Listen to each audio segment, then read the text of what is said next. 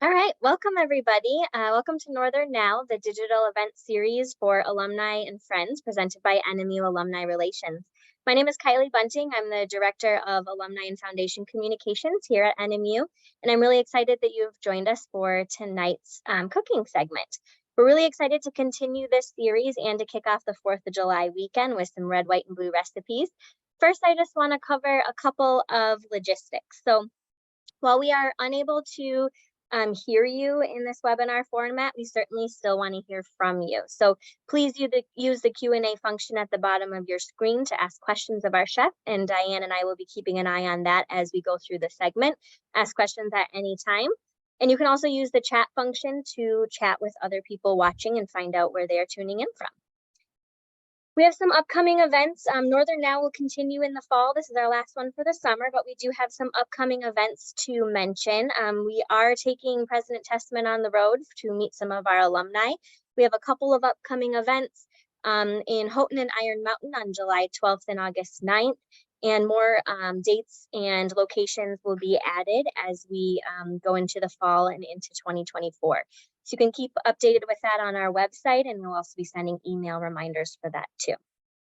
An NMU hockey reunion is taking place for all NMU hockey alumni August 4th through the 6th, which is taking place in Marquette. We also have an NMU alumni night on August 12th at the Wisconsin Timber Rattlers game. So if you're in the area, make sure you go and check that out. And Homecoming 2023, September 15th through the 16th. So if you're not in the area, come and join us. Or if you're around, make sure you check out the schedule and join us for the fun things that are taking place.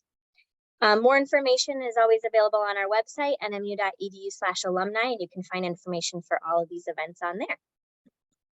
Wildcats Connect 2 is something I'd like to mention. It's a platform for all of our alumni and students to ask questions and offer advice. It's a really great way for you to help out NMU students, stay connected to the university, and also get in touch with some fellow alumni. Don't forget to keep up with us on social media. You can find out more information about what we're up to and what your fellow alumni have been up to that way as well. So now I'd like to take the time to introduce our moderator tonight, Diane Stone, who's a 2010 NMU grad and the current NMU events manager. Welcome, Diane. Thank you so much for being here. Thank you for having me. I'm thrilled to introduce tonight's chef and excited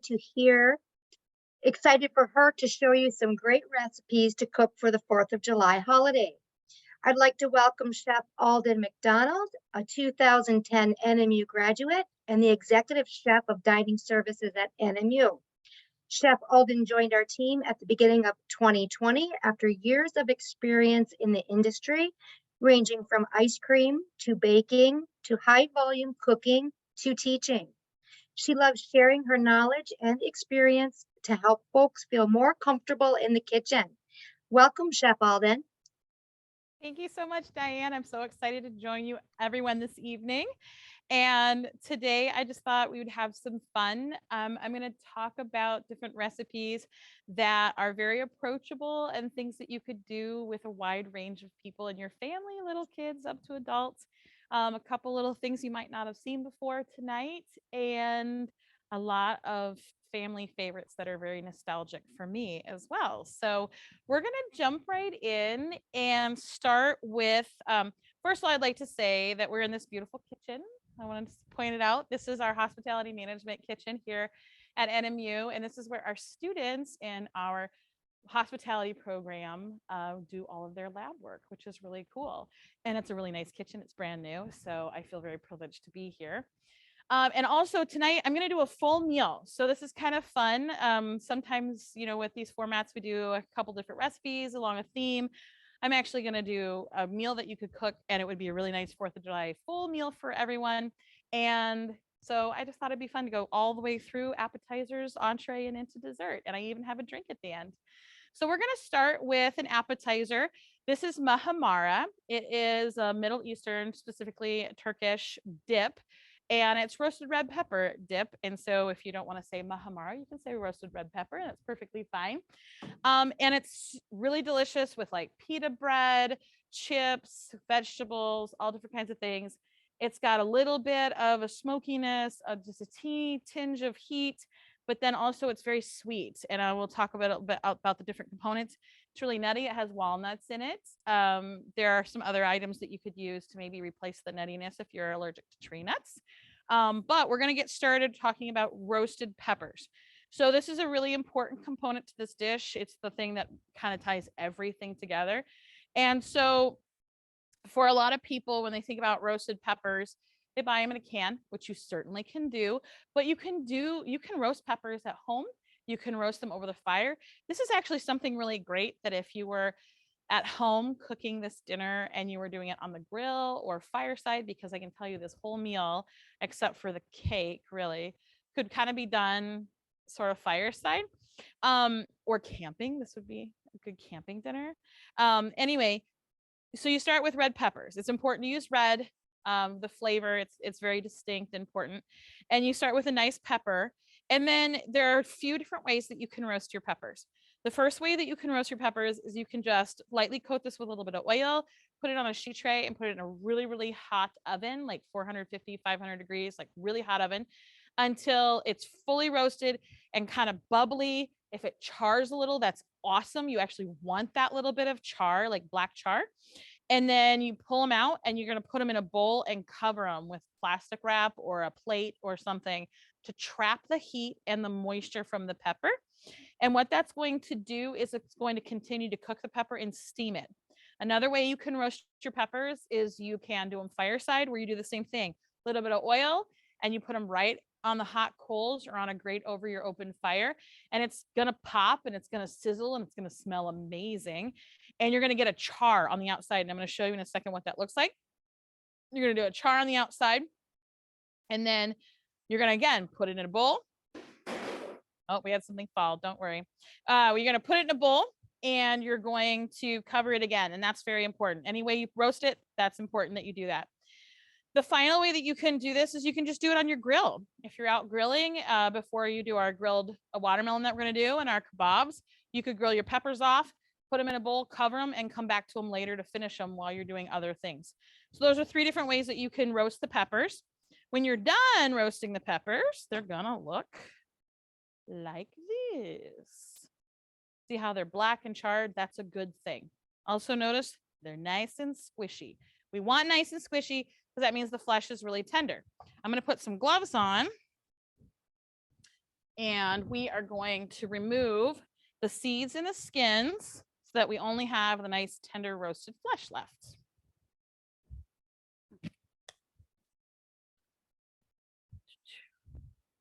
And this is the most involved part of this dish as well. That's the nice thing too, is you roast your peppers, you get your peppers, put it all in a food processor, and away we go. So when these are cooled down, you want to cool them down so you can handle them. If they're roasted, you can kind of pull them and see that the core will come out when you pull them. That's great. And then I just open them up. You can see the inside is nice and juicy and has steamed, which is great. It's going to pull some more of those seeds out into my bowl here. And then this side here, you're going to take this, and I just like to take my finger and see the skin comes right off. That's great. It's almost like I meant to do it. There you go. So the skin comes off, and then you're left with this nice, tender, delicious, sweet, and slightly charred flesh. That is really important to the flavor of the dish. If you get a little bit of that leftover char, just a little bit on there, that's perfectly okay. It's going to taste delicious. Just try to get your seeds out of there, any of that white core, because the seeds in the white core will be bitter. Chef Alden, does it matter what you're grilling with? Say charcoal, apple wood, propane? For this, not so much. It depends on how smoky you want it and what kind of smoke flavor you want too. For me, I'm a big fan of apple wood. I love cherry wood when I'm doing things like pork.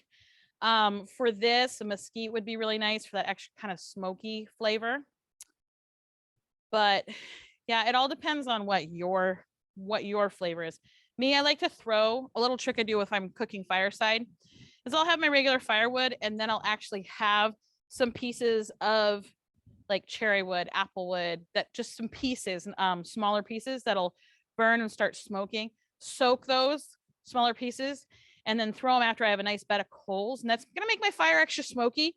But when you cook over those coals and you have a little bit of that smoke on there, ooh, it's so good. It really does affect the flavor in a very good way. So I always have a little bit of whatever my wood that I want my flavor to be if I'm cooking over my fire.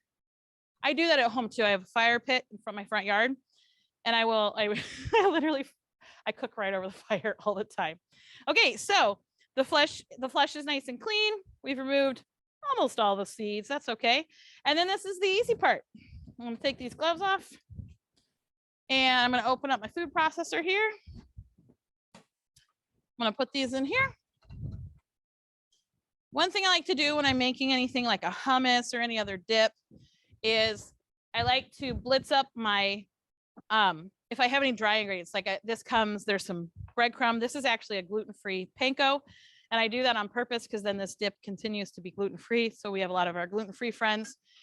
I have the toasted walnuts. I'm going to put the toasted walnuts and panko in at the end. The recipe says to throw it all in there. You can do that.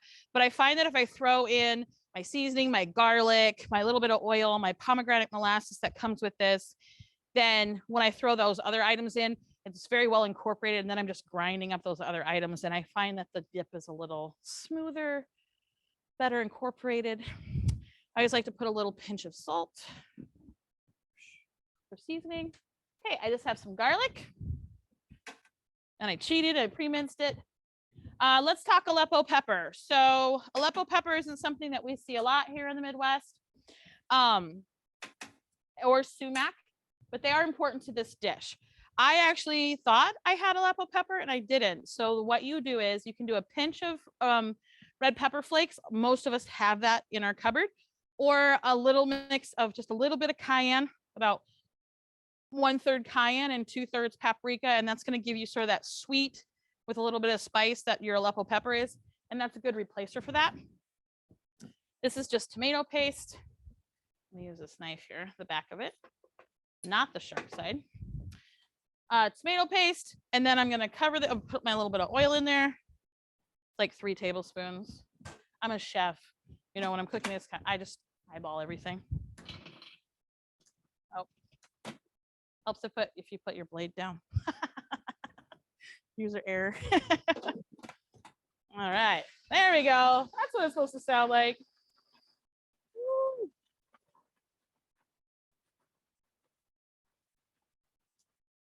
Great. So now it's nice and smooth. So the panko helps add a little body to it. It also helps absorb some of those moistures. It makes it more dip-esque. And then your nuts, these are toasted. They just add a really nice nuttiness. It's very signature to this. My mother is allergic to tree nuts, and I know what she's asking right now. Can I use something else instead? So you could, if you want that nutty component. My mom uses sunflower seeds a lot instead of nuts, and actually works really well. You could toast the sunflower seeds. Won't be exactly the same, but for those of us with allergies, it'll work.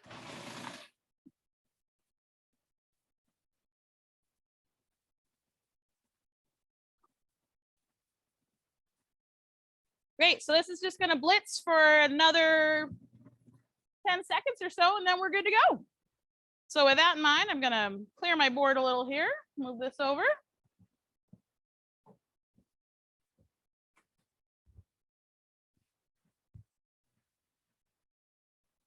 Beautiful. Oh. When I was in Washington, D.C., this spring, I actually had the pleasure of dining at a Turkish restaurant, and they had mahamar on the menu, and it was phenomenal. It was phenomenal. It was wonderful. So here we go. To keep with our red, white, and blue theme, I have blue corn chips and cauliflower to go with that. And to finish this off, we're just going to do this. Now, pomegranate molasses is in here. I know some of you are probably thinking, I didn't even know there was such thing as pomegranate molasses.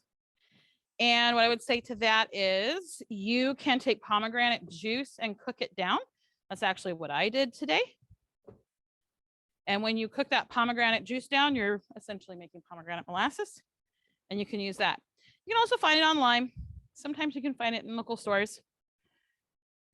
I could not find it. I looked.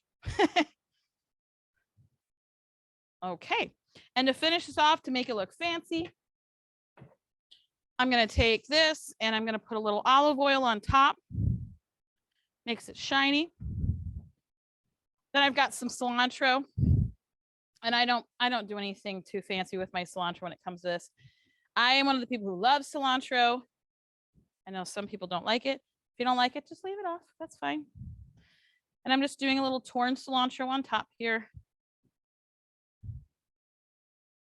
for a little pop of green. And there we go. We have our mahamara. Very simple, very quick. And you can make this way ahead of time. And that's nice because then you can have it ready for when your guests show up while you're finishing your barbecuing or whatever it is. And you can here have this delicious dip. All right. The next Does thing the dip need to be chilled? Yes. So it should be served at room temperature when you serve it. But if you're going to make it ahead of time, make sure you refrigerate it. Yes. Thank you. Absolutely. So the next thing we're going to work on is a fun activity you can do with your kids. If you have little kids, and it's really easy, really quick. It gets your kids in the kitchen. Anytime you can get your kids in the kitchen, it helps because a lot of times I find that the kids who are most resistant to trying new foods are the ones who haven't participated in making them. So this is a great way to get them in the kitchen and try some fun things. I've just made a little platter of apples, strawberries and blueberries. Pretty simple and straightforward. And if you wanted to be really hardcore, you could peel your apples or use a red skin apple. I really like Granny Smith apples. So, but kind of the red, white, and blue theme. And then I just have these little picks here that you could put out so that your guests could grab the fruit like this. And then what I have here is blueberry and strawberry yogurt. You could also use a plain vanilla yogurt. That would be delicious. I've put them in piping bags to make my life really easy. And for demonstration purposes, you can use a spoon. You don't have to have a fancy piping bag for this. But I'm just going to take, but little kids love piping bags, just for the record. They're so much fun. And I'm just going to take this and cut it. And I'm just going to make a little line with my blueberry yogurt. If you wanted to really do the blue, you could decorate this with blueberries.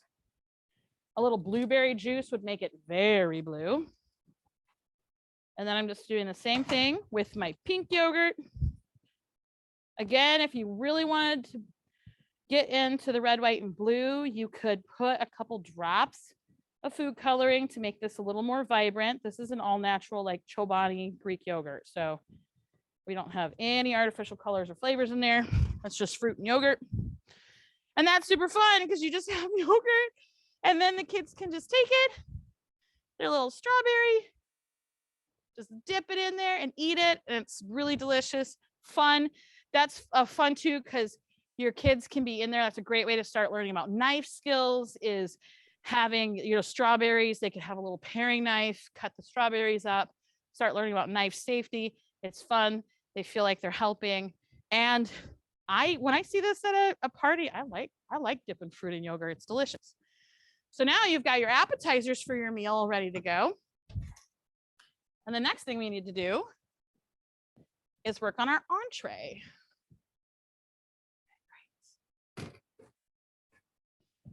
So the entree is a little more involved, but trust me, it's worth it.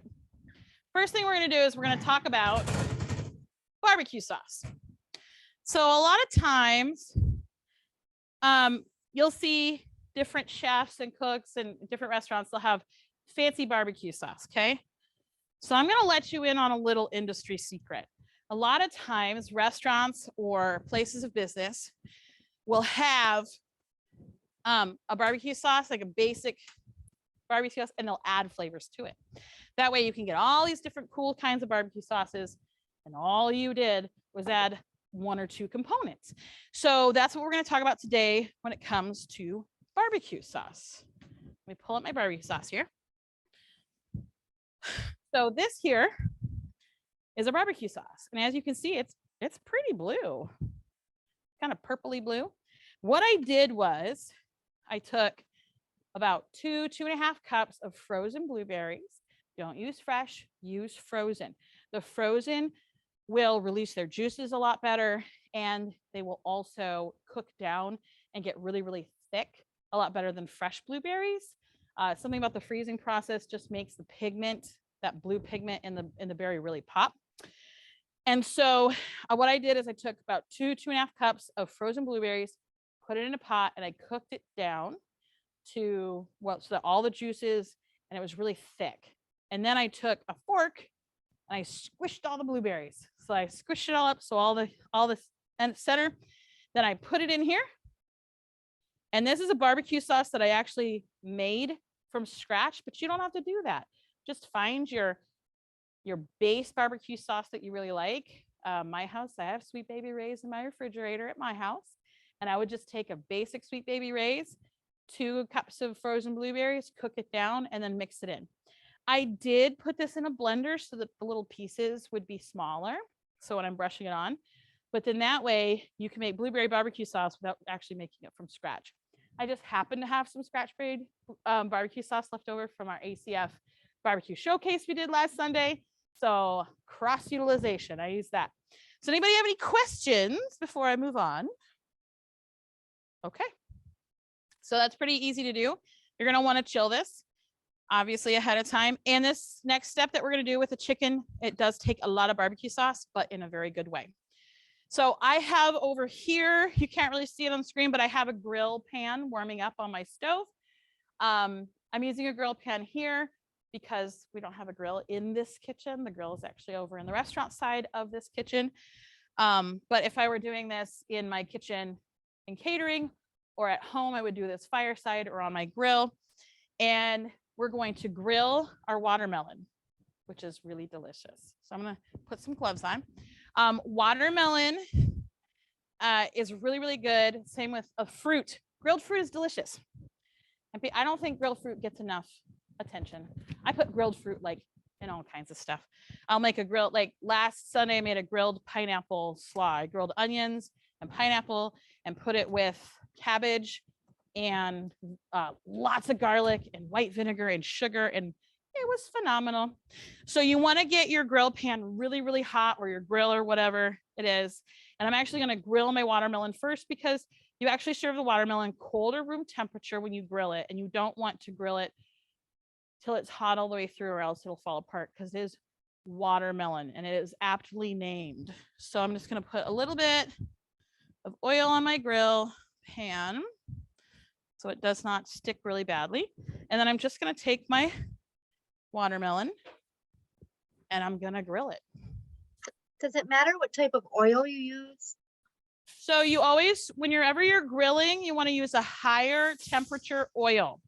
So your olive oils will burn easier, but like, you know, a canola oil or a vegetable oil is really good because it has a much higher smoke point.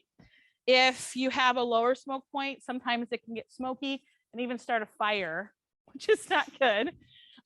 So you want the higher temperature oils. This is actually a mix of olive oil and canola oil so that I get the flavor of the olive oil, but I get the temperature resistance of a canola oil. Thank you. I'm gonna take a look here. Oh yeah, we're almost there. I hope you can hear, I hear the sizzling. It sounds so good.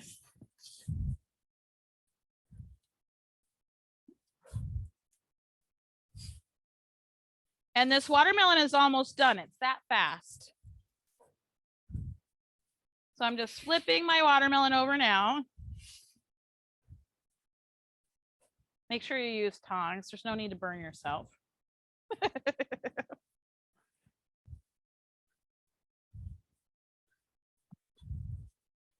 And then what this does, it just adds an extra visual component. It gives you a nice smokiness to your fruit, which smoke and fruit absolutely go together. Look at that. Lovely. All right, I'm moving my Got my last 3 pieces. I'm not going to grill all of them on here, but I just want to show you how nice they look. And then one thing that I don't think gets enough credit here in the Upper Peninsula of Michigan is a condiment called tahini. Now, tahini is a mixture of many different spices that has a little bit of sugar, a little bit of salt, and it's just going to make the flavor of your fruit pop. And so you're just going to sprinkle that tahini on there. I'll do this one. And this is like about as prevalent as hot sauce in some of our southern parts of the world. There we go. Look at beautiful. I mean, it just looks so cool.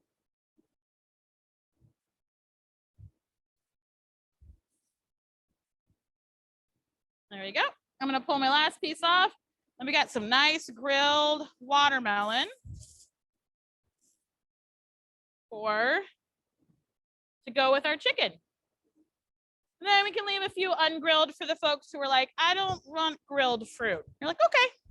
So we're going to push that forward. We have our beautiful grilled watermelon. The next thing we need to do is do our chicken. So with our chicken here. Okay, great. Just checking on my pan, make sure it's ready to go. I've got some chicken thigh meat. I really like chicken thigh meat. You can do breast meat, that's perfectly fine. Just know that breast meat's gonna be a little, you gotta pull it quickly and watch a little closer because it will cook a little bit faster because it doesn't have quite as much fat content. And I've chunked up my thigh meat here. I have skewers that I've soaked in water. When you're cooking over a stove, or in an oven, not as important. But when you're cooking over an open fire grill or a fire, you want to soak them so that they don't catch on fire. At home, I have metal skewers, and I use the metal ones so that I can just put them on the fire, and I know they're not going to like burn up. So what I'm doing here is I'm loading these babies up. Because I have the watermelon, because I have the mahamara, because I have the fruit, I'm not putting any vegetables on my skewers, but I totally could. There we go. Okay. How long should you soak your skewers?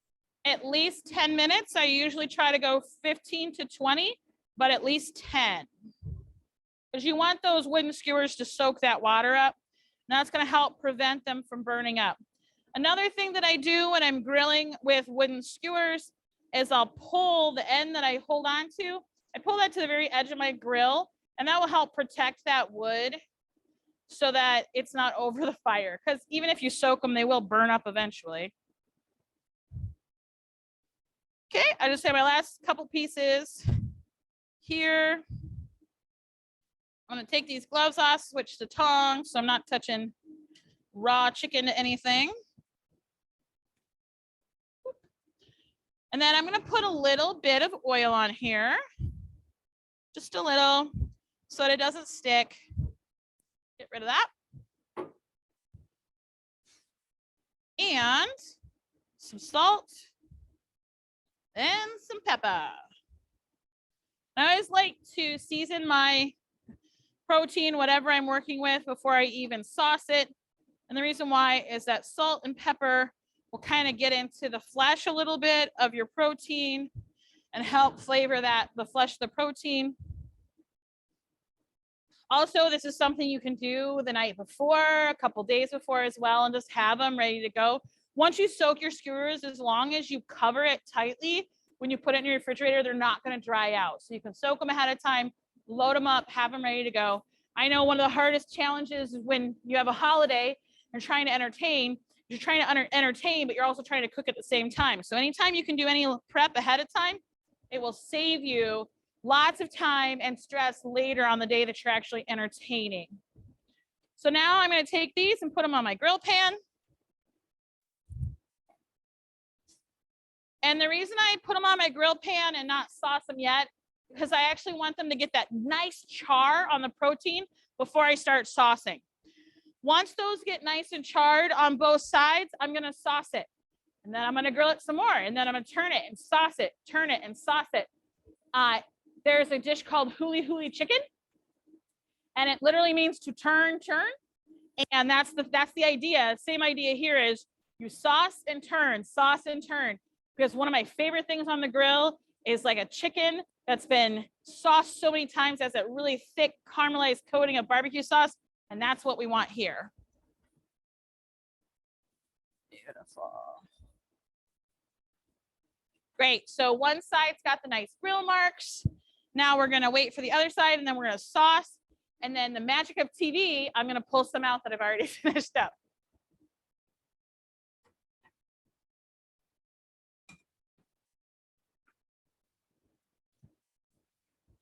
So now I've got my blueberry barbecue sauce, and I'm going to put this on here.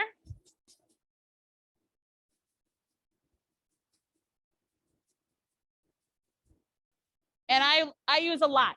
So that's on the recipe, I say 3 cups of barbecue sauce plus your blueberries. Yes, you're going to use it all if you do about 10, 12 skewers. Another trick to think about is when you have your barbecue sauce. If you want some for the side, don't use the same barbecue sauce that you're saucing your chicken with to serve, because you're taking this brush and you're brushing raw chicken and putting it back in the barbecue sauce. So always make sure you're saving some off to the side. And then that way you can serve that alongside your skewers without any risk of making people sick, because you put a brush full of raw chicken juice in the bowl of barbecue sauce.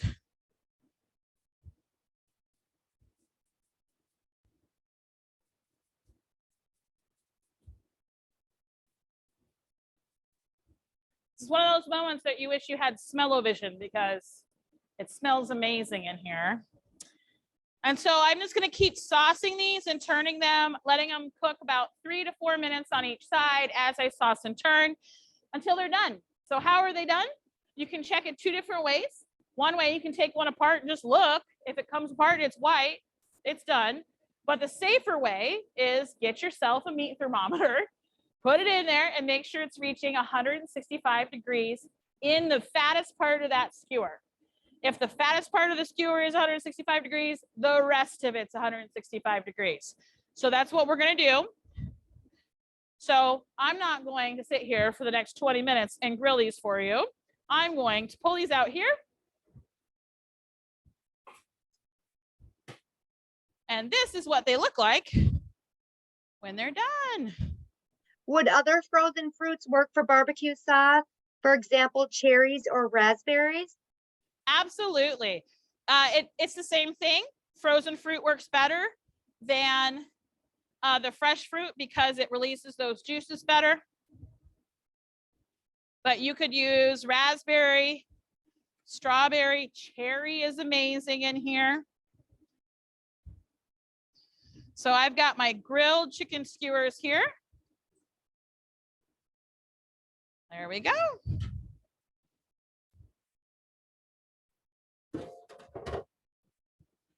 Okay. Oops.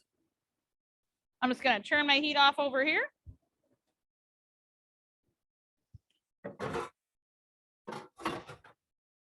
Okay, so we have our appetizer. We have our other appetizer. We have our entree. Ooh. You can put a little green onion on there. That would be delicious and would look really fancy. I'm just going to wipe my station up real quick. Because whenever we're dealing with the raw protein, we want to make sure that we're safe and clean.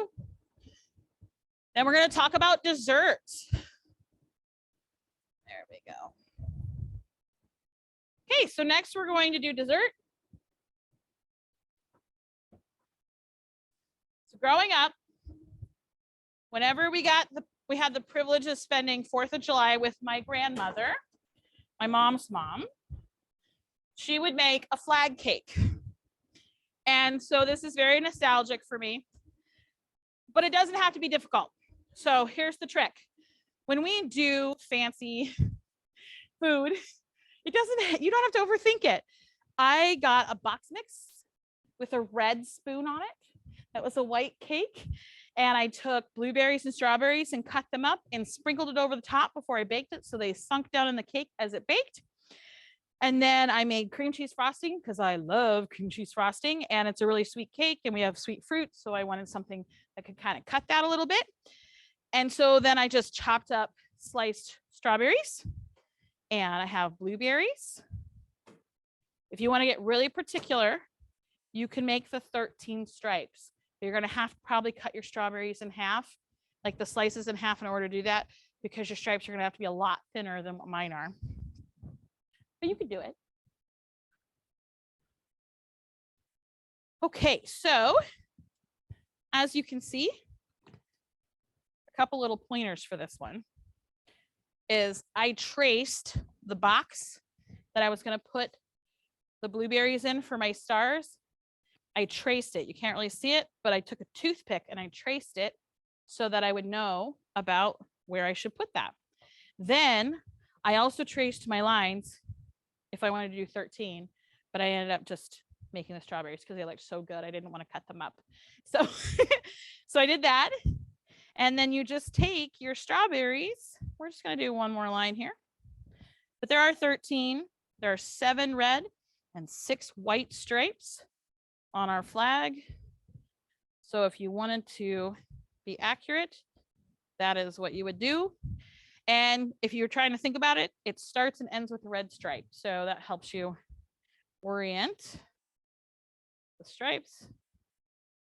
I'm just going to put my strawberries on here.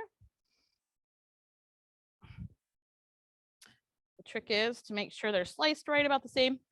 I've seen flag cakes where they will not shingle them, but I like them shingled because I like the fruit. It's part of the dining experience. It's not just a decoration. Good chefs will tell you everything on your dish should be part of the dish. Should be nothing on there that's strictly for looks. And then one little thing that I'm do differently than my grandmother did is I really like sanding sugar. I really like glitter. I unapologetically like glitter. Okay. And so I'm just going to put sanding sugar on here. And that's going to give it just a glittery glint. If you do sanding sugar at home like this, you can get this at the store. Just make sure you put your sanding sugar on right before you serve it because it is sugar. It's going to absorb the moisture and it will absolutely dissolve. So you don't put your sanding sugar on until right before you serve it. But here you have it. You have your lovely flag cake. And I know some certain people in my house who are going to be really excited when I bring this home tonight. So there's our flag cake. There's dessert. I have extra strawberries and blueberries. If it were me at my house, I would put those out as well because fresh fruit is amazing. And then the last component, let's not forget about a drink. Swipe up here. This is not a red, white, and blue drink. I make no apologies for that. It is iced tea though. And I just don't know what says summer more than a nice batch of sun tea. Diane, do you ever make sun tea at your house? No. No. No, I do. I have sun tea in my refrigerator right now. When I was a little kid, my mom would make sun tea. So it's, again, something very nostalgic is that I have sun tea and then I like to drink it on hot days.